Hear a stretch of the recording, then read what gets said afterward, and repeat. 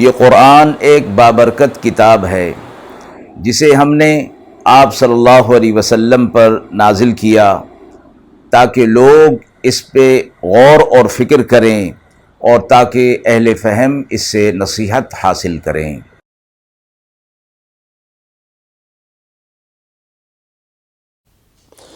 بسم اللہ الرحمن الرحیم۔ السلام علیکم ورحمۃ اللہ وبرکاتہ۔ ناظرین کرام، درس قرآن مجید کے آج کے اس پروگرام میں ہم سورۃ الانبیاء کی آیت نمبر 48 تا آیت نمبر 50 کا ترجمہ اور تفسیر پیش کر رہے ہیں، اور آخر میں پوچھے گئے سوال کا جواب ہوگا۔ اعوذ باللہ من الشیطان الرجیم، بسم اللہ الرحمن الرحیم۔ وَلَقَدْ آتَيْنَا مُوسَى وَهَارُونَ الْفُرْقَانَ وَضِيَاءً وَذِكْرًا لِّلْمُتَّقِينَ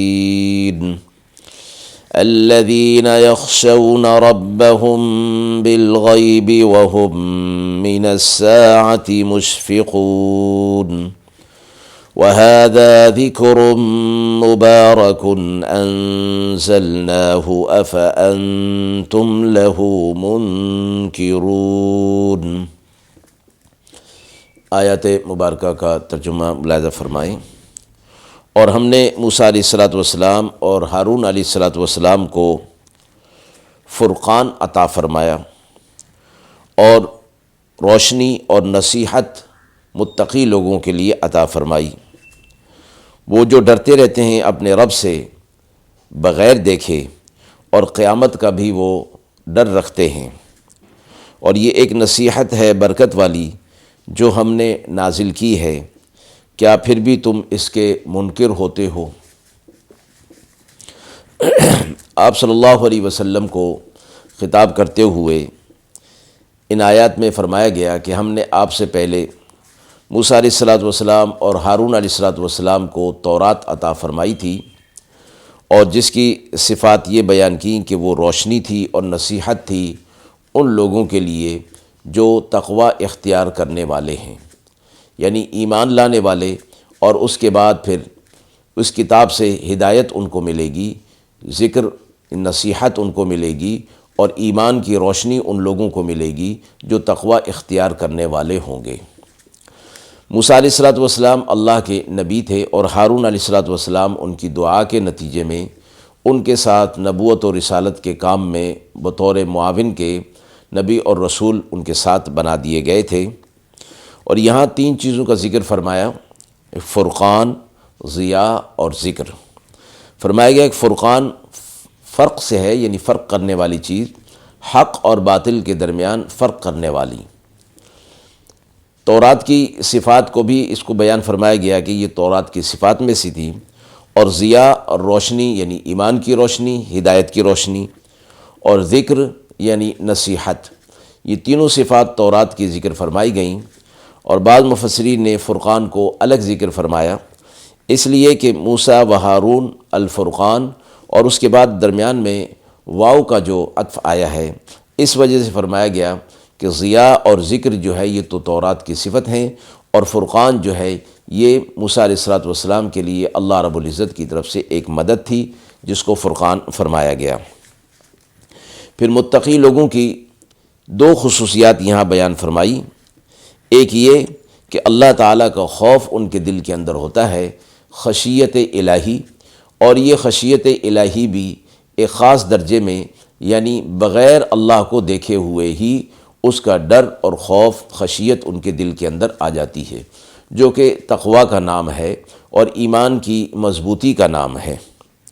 دوسری صفت متقی لوگوں کی یہ بیان فرمائی کہ وہ آخرت کا بھی ڈر رکھتے ہیں، یعنی باوجود اس کے کہ وہ متقی ہیں، خشیت الہی، تقوی ان کے دل کے اندر ہے، لیکن آخرت میں اعمال کی جواب دہی کا احساس ان کے دل کے اندر رہتا ہے، اس لیے وہ قیامت کا ڈر اس حوالے سے رکھتے ہیں کہ کہیں ان کے اعمال دنیا کے اندر بری طرف نہ چلے جائیں اور وہ غلط راستے پر نہ چل پڑیں۔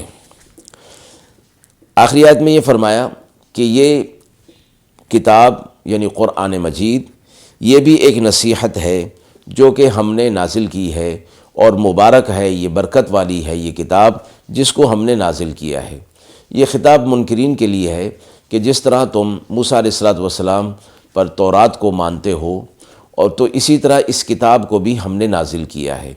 اس کتاب کے نازل کرنے سے پہلے جو تورات اور انجیل کو نازل کیا گیا، تو اس سے معلوم ہو گیا کہ اللہ رب العزت اپنے انبیاء علیہ السلام پر اپنی کتابیں نازل فرماتے ہیں۔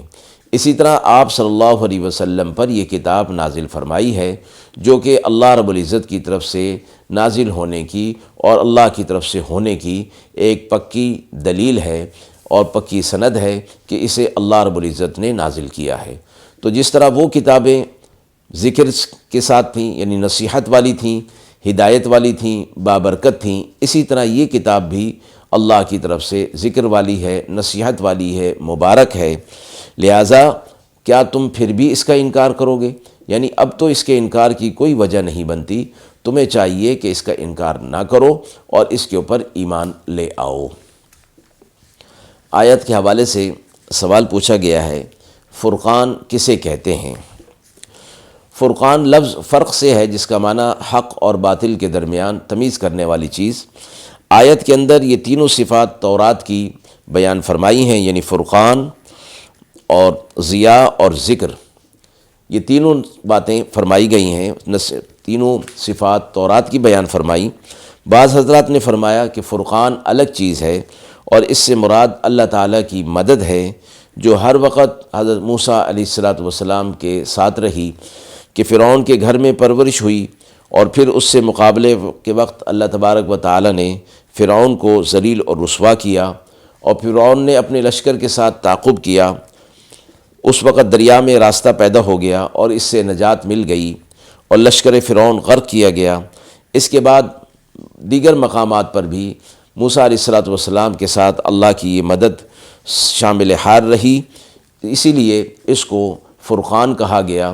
اور یہ بھی فرمایا گیا کہ اللہ رب العزت نے انبیاء علیہ السلام کو جس طرح ایک خصوصی صفتیں عطا فرمائی ہوتی ہیں، موسیٰ علیہ السلام کو بھی یہ فرقان والی صفت عطا فرمائی تھی۔ وآخر دعوانا ان الحمد للہ رب العالمین۔